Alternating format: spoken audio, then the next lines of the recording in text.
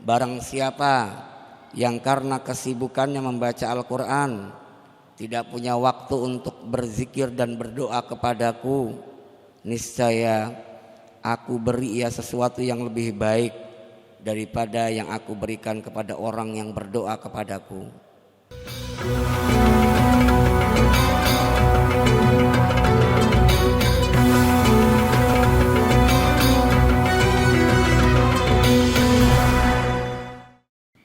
Bismillahirrahmanirrahim. Assalamualaikum warahmatullahi wabarakatuh. Alhamdulillahilladzi hadana lihadza wa ma kunna linahtadiya laula an hadanallah. Asyhadu an la ilaha illallah wahdahu la syarikalah wa ashhadu anna Muhammadan abduhu wa rasuluh la nabiyya wa la rasula ba'dah. Allahumma salli wa sallim wa barik ala sayyidina Muhammad wa ala alihi wa ashabihi ajma'in. Qala Allah ta'ala fil Qur'anil Karim ba'da a'udzu billahi minasy syaithanir rajim. Bismillahirrahmanirrahim. Syahrul Ramadan alladzi unzila fihil Qur'an hudan linnasi wa bayyinatin minal huda wal furqan. Faman syahida minkumus syahra falyasum wa man kana maridan aw ala safarin fa'iddatun min ayyamin ukhra. Yuridullahu bikumul yusra wa la yuridu bikumul usra walitukmilul iddata walitukabbirullaha ala ma hadakum wa la'allakum tashkurun. Wa qala Rasulullah sallallahu alaihi wasallam khairukum man ta'allamal Qur'an wa 'allamahu. Au kama qala Rasulullah sallallahu alaihi wasallam. Bapak Ibu hadirin hadirat yang dimuliakan Allah Subhanahu wa taala. Alhamdulillah pada kesempatan sore hari ini menjelang kita berbuka puasa, alhamdulillah kita masih diberikan kekuatan oleh Allah Subhanahu wa taala dapat melaksanakan puasa Ramadan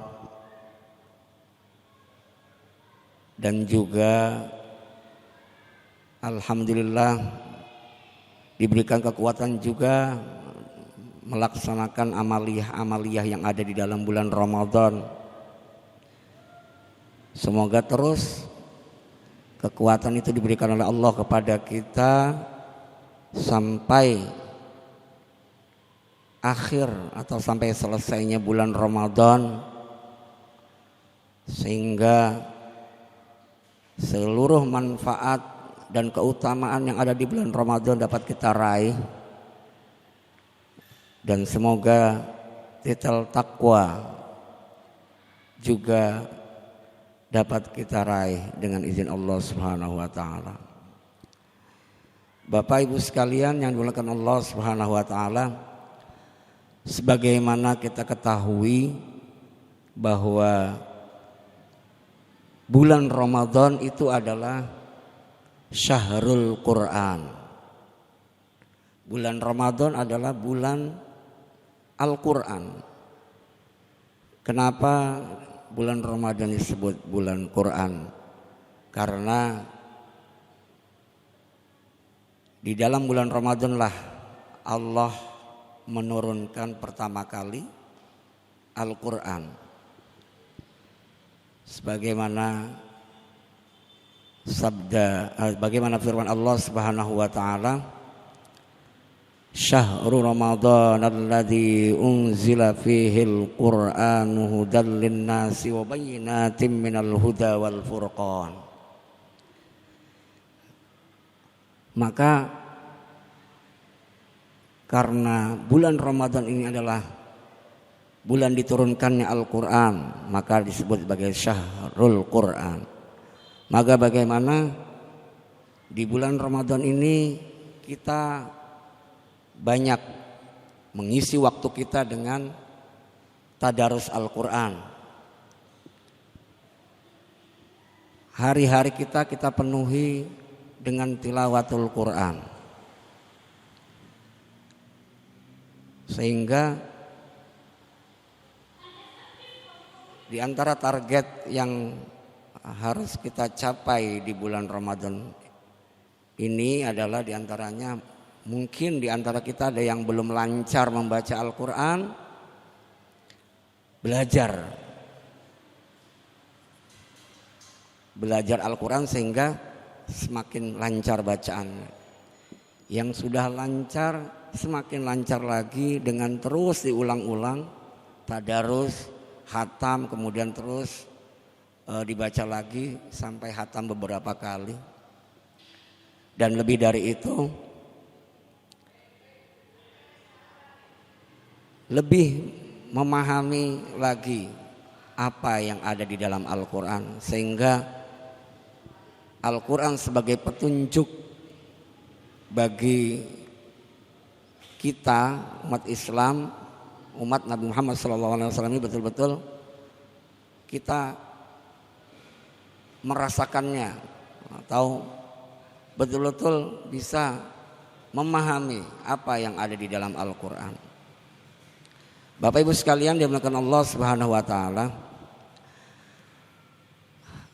ada beberapa hadis yang berkaitan dengan keutamaan dari membaca Al-Quran. Adapun hadis yang pertama adalah An Utsman radhiyallahu anhu qala Rasulullah sallallahu alaihi wasallam khairukum man ta'allamal Qur'ana wa 'allamahu. Yang artinya sebaik-baik kamu adalah orang yang belajar Al-Quran dan mengajarkannya. Maka kalau kita belajar Al-Quran kemudian kita bisa membaca Al-Quran, ini adalah suatu hal yang baik atau utama. Namun yang lebih utama lagi, sebaik-baiknya kamu setelah dia bisa membaca Al-Quran kemudian dia mengajarkannya. Maka terutama mungkin sebagai orang tua mengajarkan anak-anaknya membaca Al-Quran, kemudian juga mungkin sebagai seorang guru mengajarkan Al-Quran kepada murid-muridnya, maka ini akan menjadi investasi. Kenapa? Karena ketika kita mengajarkan suatu kebaikan, apabila kebaikan itu dijalankan atau dipraktekkan atau diamalkan, maka pahala itu akan mengalir kepada kita apabila kita mengajarkan kebaikan itu. Apalagi di sini kita mengajarkan Al-Quran. Kalau kita mengajarkan Al-Quran kepada anak-anak atau orang yang kita ajarkan dari nol, dari dia tidak bisa sama sekali membaca Al-Quran, kemudian sampai dia mengenal huruf hijaiyah, kemudian kata per kata, mulai dari Iqra, kemudian akhirnya setelah itu lancar membaca Al-Quran, maka pahala kita mengajarkan Al-Quran kepada orang yang kita ajarkan tadi, selama orang yang kita ajarkan itu terus dia mempraktekkan atau membaca Al-Quran, maka pahalanya akan mengalir kepada kita. Maka betul-betul kita niatkan, di samping kita terus memperbaiki bacaan Al-Quran kita juga bisa untuk mengajarkan kepada saudara-saudara kita yang belum bisa membaca Al-Quran. apa yang kita bisa. Bapak Ibu sekalian, kemudian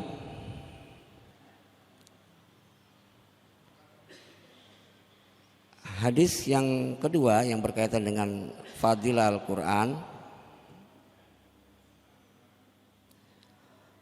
An Abi Sa'id radhiyallahu anhu qala Rasulullah sallallahu alaihi wasallam yaqulu Rabbu tabaraka wa ta'ala man syaghalahul Qur'an an dzikri wa mas'alati a'taituhu afdala ma u'tiyas sa'ilina wa fadlu kalamillahi ala sa'iril kalam ka fadlillahi ala khalqih.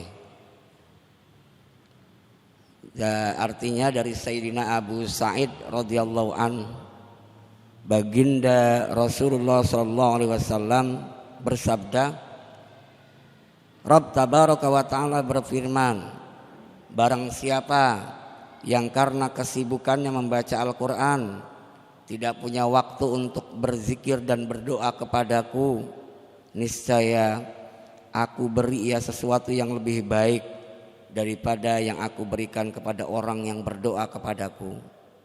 Keutamaan kalamullah terhadap kalam lainnya seperti keutamaan Allah Subhanahu wa ta'ala terhadap seluruh makhluknya. Hadis riwayat Tirmizi.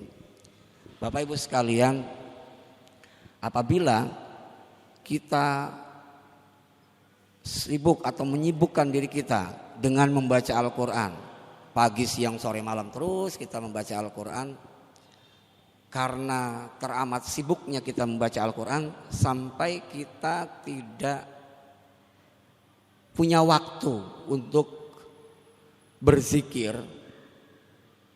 dan berdoa kepada Allah. Nah, ini karena saking sibuknya dengan membaca Al-Quran, karena seluruh waktu atau maksimal waktu yang kita gunakan untuk hanya untuk baca Al-Quran, sehingga kita tidak ada waktu untuk berzikir maupun berdoa kepada Allah. Maka Allah berfirman dalam hadis qudsi di sini, niscaya aku akan beri sesuatu yang lebih baik daripada yang aku berikan kepada orang yang berdoa kepadaku. Jadi meskipun dia tidak berdoa, tapi dia menghabiskan waktu dengan membaca Al-Quran, maka Allah akan memberikan sesuatu yang lebih baik dari apa yang diberikan oleh Allah kepada orang yang meminta kepadanya. Dari orang yang berdoa kepadaku, kata Allah. Maka kemudian Allah menyampaikan bahwa keutamaan kalamullah dengan kalam lainnya, ya, kalamullah itu, kalam itu ucapan, berarti Al-Quran itu adalah firman Allah atau ucapan Allah. Maka itu perumpamaan Al-Quran dengan kalam yang lain itu seperti keutamaan Allah Subhanahu wa ta'ala terhadap seluruh makhluknya. Maka mari kita niatkan terus untuk selalu menyibukkan diri kita dengan membaca Al-Quran, terutama di bulan Ramadan ini.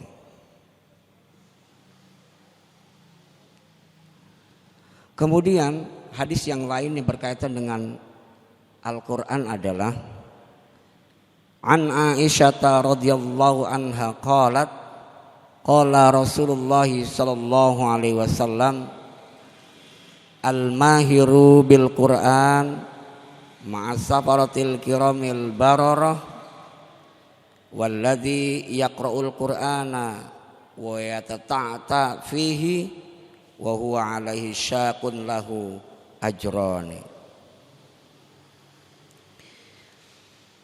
Dari Sayyidatina Aisyah radhiyallahu anha, baginda Rasulullah sallallahu alaihi wasallam bersabda, orang yang mahir dalam Al-Quran akan bersama malaikat pencatat yang mulia lagi benar.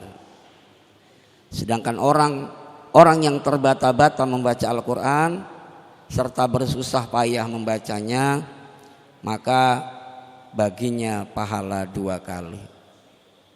Rawahu Bukhari wa Muslim, Abu Daud, Tirmidzi, Nasai wa Ibnu Majah. Bapak Ibu sekalian, ketika kita mendapatkan kesulitan atau sulit di dalam baca Al-Quran, mungkin karena baru mulai belajar membaca Al-Quran sehingga sangat merasakan kesulitan ketika membaca Al-Quran, jangan putus asa. Jangan putus asa, karena dari hadis ini kita mengetahui bahwa ketika orang sudah mahir membaca Al-Quran, nah, orang yang mahir membaca Al-Quran kemudian dia istiqomah dalam baca Al-Quran, maka dia akan bersama malaikat pencatat yang mulia lagi benar, as-safaratil kiramil bararah.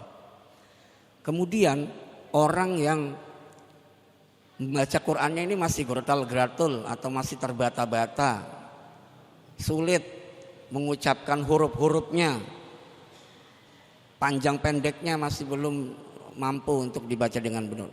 Intinya dia masih berusaha untuk membaca Al-Quran dengan kemampuannya. Jadi maka dalam kondisi yang seperti ini, orang yang masih terbata-bata membaca Al-Quran, jangan berkecil hati, karena ada 2 pahala yang dia dapatkan. Pertama, pahala dia membaca Al-Quran, dan kedua adalah susah payahnya dia ketika membaca Al-Quran ini ada pahala tersendiri bagi dia. Maka Bapak sekalian yang sekarang mungkin masih dalam proses belajar Al-Quran, terus semangat belajar Al-Quran, karena itu tadi, bagi yang masih sulit membaca Al-Quran, masih terbata-bata, maka baginya ada 2 pahala itu tadi. Bapak Ibu sekalian yang dimuliakan Allah Subhanahu wa taala, kemudian hadis lain yang berkaitan dengan Al-Quran. Ketika kita mendengar kalimat iri, iri itu berarti ketika melihat sesuatu, kok dia seperti itu, kenapa aku enggak gitu. Maka ada sikap iri yang diperbolehkan. Nah, di sini disebutkan Ani bin Umar radhiyallahu anhuma qala Rasulullah sallallahu alaihi wasallam la hasada ala snaini rajulun atahullahul Qur'an fahuwa yaqumu bihi ana al-laili wa ana an-nahar wa rajulun atahullahu malan fahuwa yunfiqu minhu ana al-laili wa ana an-nahar. Rawahul Bukhari wa Tirmidzi wa Nasai. Dari Sayyidina Umar radhiyallahu anhuma, baginda Rasulullah sallallahu alaihi wasallam bersabda, tidak dibenarkan hasad atau iri atau dengki atau iri hati kecuali terhadap 2 orang. Jadi kita tidak boleh iri kecuali kepada 2 orang ini kita boleh. Siapa itu? Yaitu yang pertama, seseorang yang dikaruniai oleh Allah Subhanahu wa taala kemampuan membaca Al-Quran. Kemudian ia selalu sibuk dengannya, sibuk dengan Al-Quran siang dan malam. Nah, ini kita boleh iri kepada orang yang seperti ini. Jadi dia diberikan kemampuan membaca Al-Quran oleh Allah, kemudian dia menghabiskan waktunya siang dan malam untuk membaca Al-Quran. Kita boleh iri kepada orang seperti ini. Nah, tapi tujuannya apa?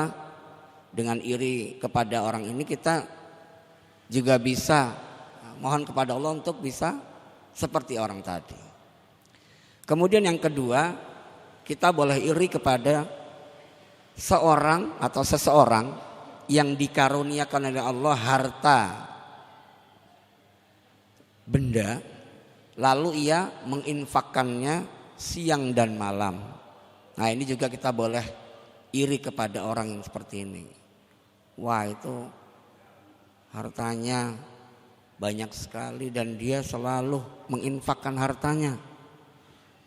Kenapa aku nggak bisa ya? Kenapa dia bisa? Nah, maka karena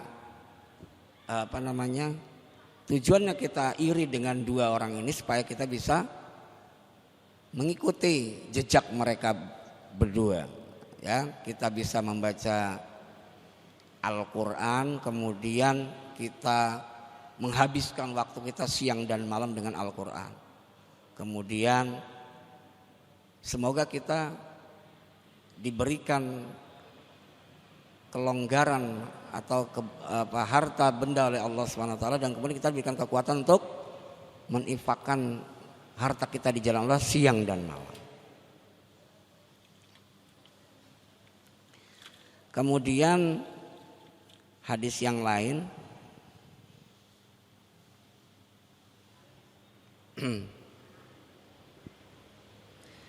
hadis yang lain yang berkaitan dengan Al-Quran adalah An Abi Musa radhiyallahu anhu qala Rasulullah sallallahu alaihi wasallam masalul mu'minil ladzi yaqra'ul Qur'an misla utrujah rihuha thayyib wa ta'muha thayyib wa masalul mu'min alladzi la yaqra'ul Qur'an mislu tamr la rihalaha wa ta'muha hulwun wa masalul munafiqi alladzi yaqra'ul Qur'an kama masalil hanzalah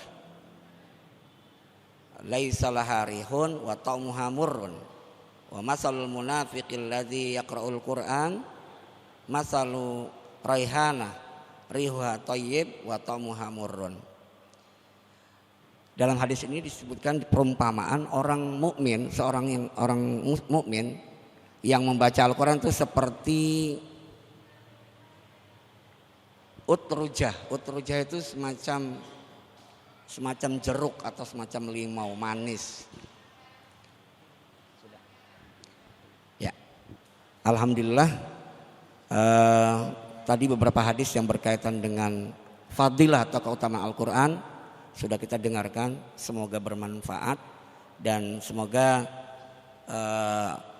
kita diberikan kekuatan oleh Allah SWT untuk dapat mengamalkannya. Amin ya rabbal alamin. Demikian yang dapat kami sampaikan. Insyaallah setelah ini kita akan berbuka puasa. Assalamualaikum wassalamualaikum warahmatullahi wabarakatuh.